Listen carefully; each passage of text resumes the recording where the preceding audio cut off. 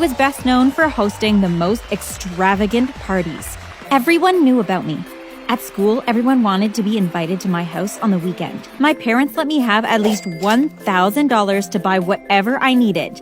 Anyway, everything was fine until it wasn't. My life began to spin out of control and there was nothing I could do to stop it. When Saturday finally came, I was beyond myself with excitement. The decorators came early and made my pool area look just like a beach. I had palm trees, beach balls, real sand, everything. We even added salt to the pool to make it taste like seawater. My party was supposed to start at 3 o'clock, and by 2:30, people were already arriving. When there was at least 100 people there, I said to Mia, "Hey, let's take a short drive to Camilla's house to see if anyone went to her party." We drove over there, and only 3 cars were parked in the driveway. What a flop! We went back to my party and continued enjoying ourselves, but around 6 o'clock, I noticed that many people were leaving. What's going on? Where's everyone going? Well, look, Camilla went live on Instagram and, well, see for yourself. Melon grabbed her phone and looked. Then I was shocked. 2 of the biggest pop stars were at her house. I'd never had any celebrities at my house before. I turned red in the face with anger and jealousy. A few minutes later, everyone but Mia had left my house. Even my boyfriend left. I'm really sorry, Carmen, but I need his autograph. I'm going to Camilla's party. I couldn't believe that everyone had betrayed me. I hated everyone. Now Camilla seemed to be more popular than I was, and she even offered for people to hang out with the pop stars the next weekend. I don't know how and where Camilla was meeting all these celebrities, but there was a different one at her house almost every week. She started thinking she was more important than me too. Every time she passed me in the hallway, she'd just give me an evil smirk. I just rolled my eyes at her. I began spending a lot of time at home by myself. I taught myself a few new hobbies and began to read more books. I thought that there was no way my life could get worse than this, but I couldn't have been more wrong. One evening, as I just began watching an episode of my favorite show, my parents walked into the living room looking extremely sad. Have you run out of money or something? No. Can you turn off the television for a while? I turned it off and they sat next to me. We have a confession to make, and we hope you won't become too angry at us. A confession? What is it? Well, have you ever wondered why you and your brother look nothing alike? No, not really. Well, we adopted you when you were 2 years old, and apparently something was wrong with our paperwork, because we were just contacted by the authorities. Your biological parents want you back. Is this some kind of joke? I'm sorry, darling. No, it's not. I know that this is a lot to digest at this time, and we've asked them to give you a little more time. You'll be going to stay with them next week. We are so sorry. Please never forget that we love you like you're our own daughter, and we'll never see you differently, even when you're living away from us. Where do they live? Not too far from here.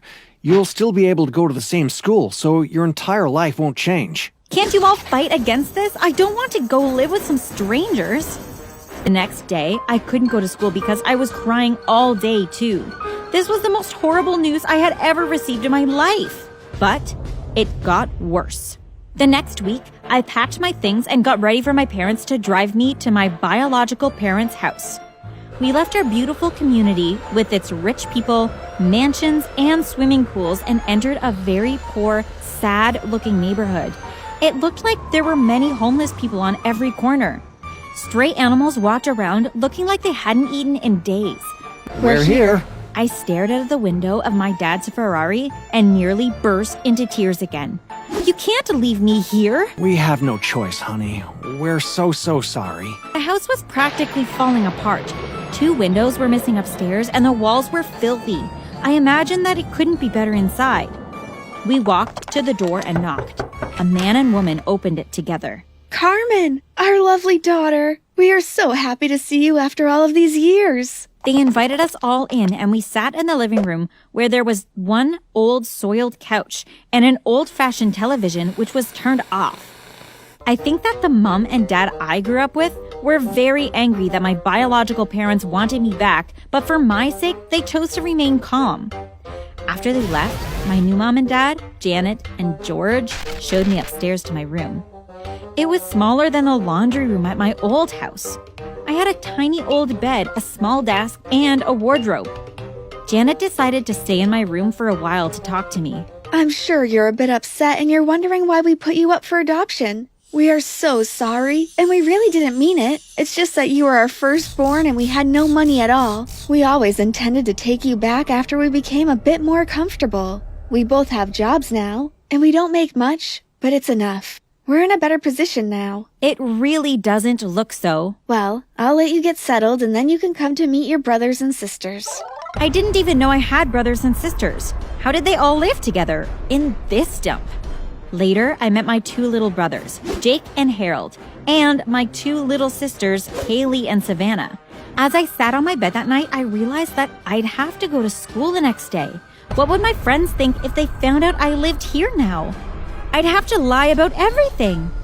When I got to school, my boyfriend Chris saw me walking in. Hey, how come you took the bus this morning? Well, I'm trying out this new experiment to find out how other people live. My lie was good enough for him.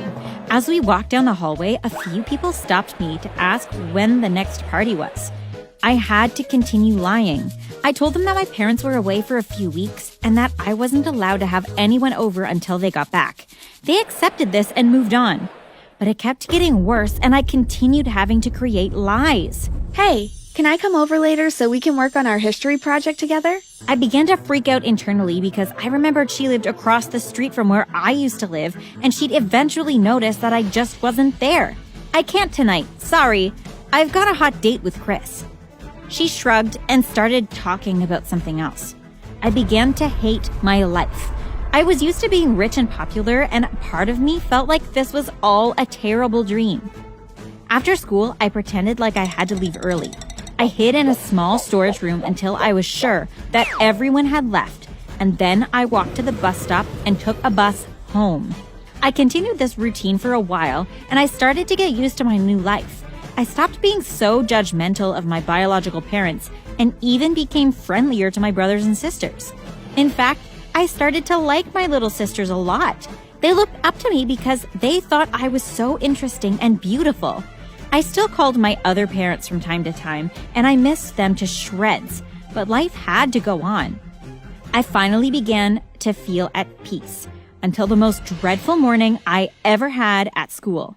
Carmen, Camilla uploaded this long video about how you're a fraud. I don't even know whether to believe it. It's awful. She shoved her phone into my hands and I watched the video.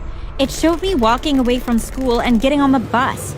Then it showed where I got off and zoomed in onto my house. Carmen pretends to be rich and amazing, but the truth is that she's poor. She was adopted by these rich people for a while, but now she's gone back to live with her real parents. This is why there are no parties. She's been lying to all of her friends too. I couldn't believe that Camilla would follow me home and record me just to become more popular. How did she even know all of this? She looked at me seriously, then walked away. I couldn't believe that my best friend in the whole world ignored me while my life had fallen apart. That night, I got home and nothing could have prepared me for what I would see next. My original mom and dad were sitting in Janet and George's kitchen. You see, I told you this experiment would have been too much. She looks devastated. What experiment? Your mom and I decided that your life was too easy. You wasted a lot of money and you didn't seem grateful for all the wonderful things you had. So we hired these actors to pretend to be your biological parents.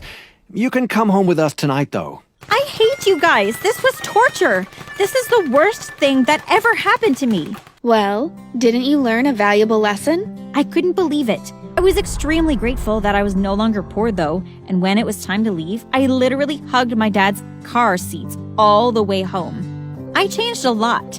Instead of spending money on parties, I saved money and used it to help to take care of Janet and George's children. I was still grateful for all they had done for me, and I wanted the best for their kids. I still call them my little brothers and sisters. I remember that being popular doesn't really mean that I have true friends, so I am working on becoming a better person, and I hope that I will be able to attract the right crowd when I do.